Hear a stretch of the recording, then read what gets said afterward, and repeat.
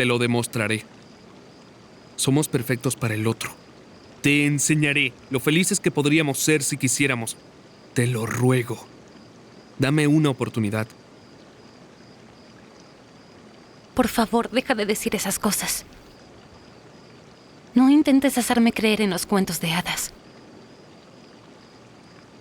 Si después de un tiempo te arrepientes de lo que me estás diciendo esta noche y debes aceptar los hechos, no lo soportaré.